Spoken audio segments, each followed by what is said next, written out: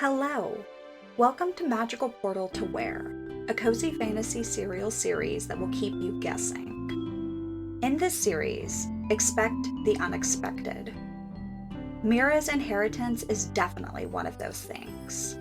A sprawling mansion in the countryside left to her by a mysterious relative she never knew. But when she steps inside, she discovers something far more extraordinary.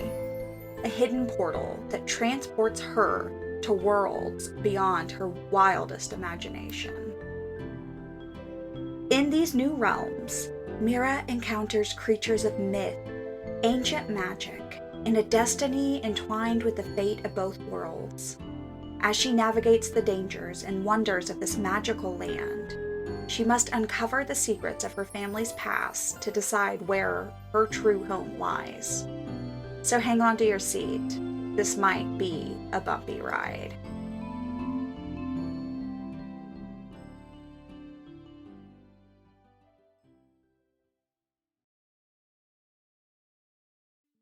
Episode 1: The Inheritance. Mira stood at the foot of the mansion's imposing iron gates, her breath catching as she looked up at the house looming beyond. The wind whispered through the overgrown ivy that clung to the wrought iron, making the metal creak like an old hinge. She fumbled with the rusted latch, her fingers trembling slightly, and pushed the gate open. It swung inward with a groan, a sound like a long-forgotten sigh. She hesitated for a moment, then stepped through, the gravel crunching beneath her shoes as she made her way up the long winding driveway. The mansion rose before her, a hulking silhouette against the pale autumn sky. It was a sprawling 3-story estate, its stone facade covered in a moss and ivy that climbed up toward the roof like skeletal fingers. The windows, tall and narrow, were dark and blank, their glass reflecting the dull, gray light of the overcast afternoon. Turrets and chimneys jutted out at odd angles, casting crooked shadows across the ground. The house seemed to crouch on its foundation, like a great slumbering beast waiting to awaken.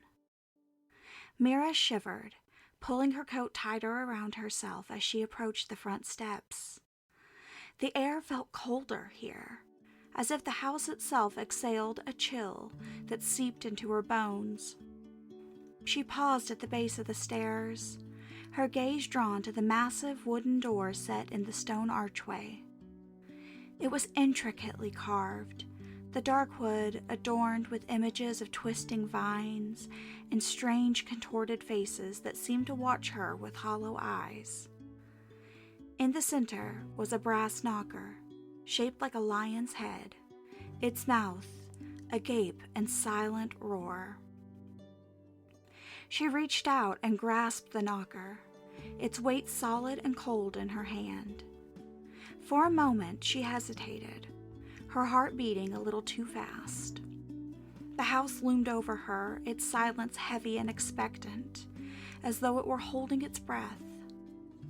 The sensation was unnerving, a prickling at the back of her neck that made her feel like she was being watched.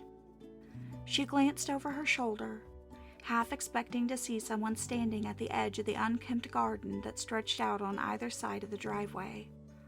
But there was no one, just the wind rustling through the weeds and the distant call of a crow perched on a gnarled tree branch.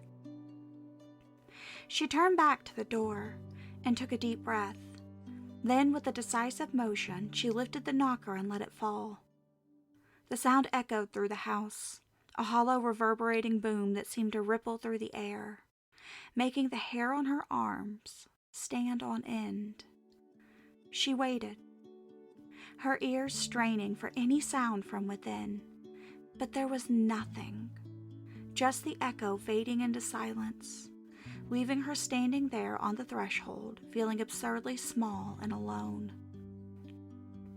She reached into her pocket and pulled out the key, the brass catching the dull light as she turned it over in her hand. It was an old-fashioned thing, long and ornate, the bow shaped like a twisted vine. It felt heavy, almost too heavy for something so small. She took another breath, trying to steady herself, and then stepped forward, slipping the key into the lock. It turned with a soft click, and she pushed the door open. The air that greeted her was cool and stale, heavy with the scent of old wood and dust. She stepped inside, the sound of her footsteps swallowed by thick carpet that stretched out across the foyer. The door swung shut behind her with a quiet thud, sealing her in the dim, shadowed space.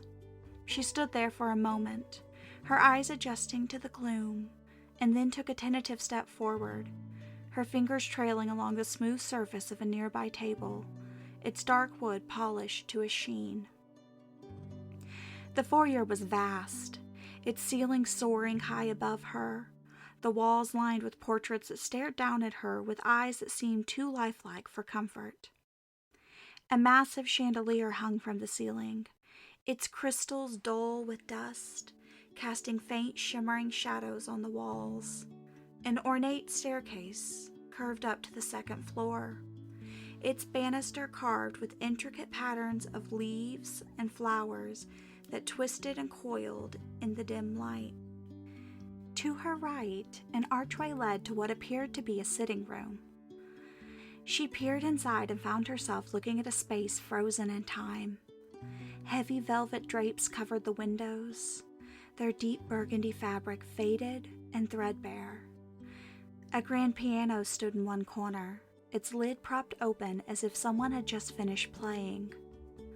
The furniture was covered in sheets, like ghostly forms waiting for their owner to return. The wallpaper, once a vibrant floral pattern, had faded to a dull, peeling gray. A cold draft moved through the room, making the sheets flutter like the hems of ghostly gowns. Mira turned away, her curiosity mixed with unease, and made her way back to the foyer. To her left, a set of double doors beckoned. She hesitated, then pushed them open, revealing a dining room that stretched impossibly long, its polished table extending into the shadows at the far end. A crystal chandelier hung above it, mirroring the one in the foyer. But here the light seemed to dim before it could reach the walls. Long tapering candles sat in tarnished silver candelabras, their wicks blackened but unlit. She stepped forward, feeling as though she were intruding on a space that had been waiting for a gathering that never came. As she walked around the table, her footsteps muffled by the thick carpet, she noticed something odd. A door, almost hidden in the corner behind a heavy curtain. She moved the fabric aside and opened the door, expecting a small pantry or storage closet. Instead, she found herself staring into a brick wall. Confused, she stepped back and closed the door, the soft click of the latch sounding oddly final. She shook her head and left the room, her skin prickling with a sense of unease. The hallway outside the dining room led to a series of smaller rooms. She opened one door to find a narrow, windowless room lined with shelves, each one piled high with old books and strange objects. Glass jars filled with murky liquids, dusty bottles with labels written in languages she couldn't read, and small figurines carved from what looked like bone. She shuddered and closed the door, moving on to the next. This one opened into a room that seemed far too large to fit within the mansion's walls. It was a vast circular space, its dome ceiling painted with a mural of a night sky, stars and planets swirling in a cosmic dance. The floor was covered in a mosaic tile, each one depicting different symbols, some familiar, some alien. In the center of the room stood a stone pedestal, and atop it an intricately carved box made of dark wood. She felt a strange pull toward the box, an almost irresistible urge to open it, to see what lay hidden within. But something in her resisted. a deep, instinctual warning that made her step back and close the door, her heart pounding in her chest. She continued down the hallway, the house growing stranger with each step. She passed doors that opened onto empty rooms, their floors covered in a thick layer of dust, the air inside heavy and stale. One door led to a staircase that spiraled down into darkness, the steps creaking ominously as if warning her to stay away. Another opened onto a hallway that ended abruptly in a blank wall, the space beyond it echoing faintly as if it continued on, just beyond her reach. She turned a corner and found herself facing a door unlike any of the others she'd seen. It was small and round, set into the wall at an odd angle. The wood weathered and cracked. She reached out and turned the handle, feeling a cold draft rush past her as the door swung open. Beyond it lay a narrow passageway that twisted and turned, the walls pressing in on the side, the ceiling so low she had to stoop to pass through. The passageway led her to a room that made her breath catch in her throat. It was a child's nursery, untouched by time. A small, wrought iron crib stood in one corner, its bars draped with delicate lace.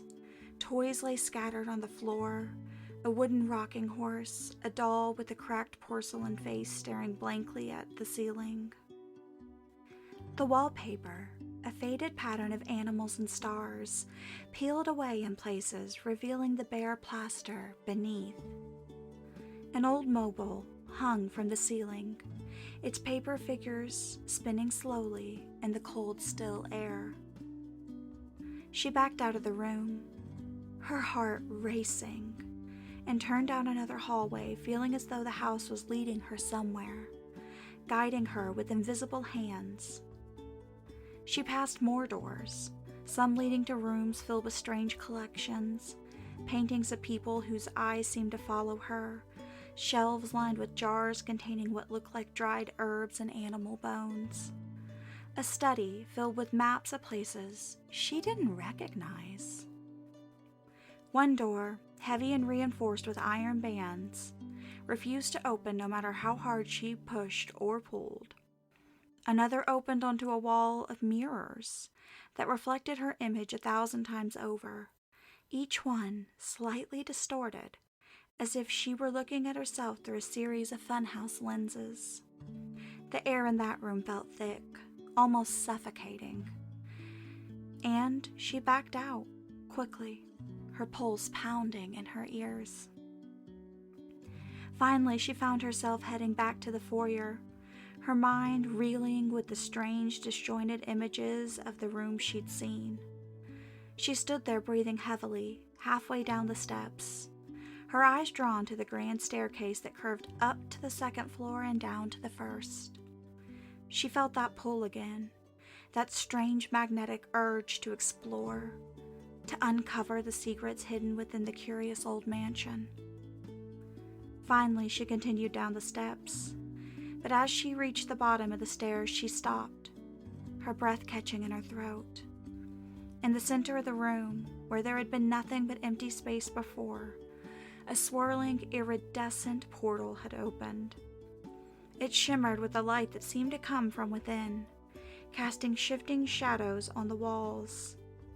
The air around it vibrated with a low, melodic hum, a sound that resonated deep within her chest. Mira stood frozen, her heart pounding as she stared at the portal. It was beautiful and terrifying, a tear in the fabric of reality that beckoned her with an almost magnetic pull. She took a step closer, her eyes wide with awe and fear. The surface of the portal rippled like water, its colors shifting and changing, revealing glimpses of strange landscapes and shadowy figures that moved just beyond the veil. She reached out a trembling hand, her fingers hovering just above the shimmering surface. The air around her seemed to pulse with energy, a rhythm that matched the beat of her own heart. She felt a strange certainty wash over her, a sense of inevitability. The house had brought her here to this moment. It had chosen her, and now it was asking her to step forward, to cross the threshold into the unknown. With her heart in her throat, she took a deep breath and stepped forward, her hand plunging into the shimmering light. The world around her dissolved into a kaleidoscope of colors and sensations, and she felt herself being pulled, twisted, and stretched. Then a jolt of energy shot through her, a sensation like falling and flying all at once. She gasped, and the air rushed out of her lungs as she felt herself being pulled forward, the world around her dissolving into a rainbow of colors and light. For a moment, she was weightless, suspended in the vast swirling void. And then, just as suddenly, everything went dark.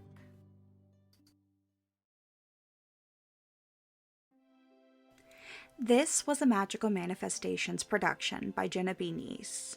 Please share and review the episode. It means the world to me.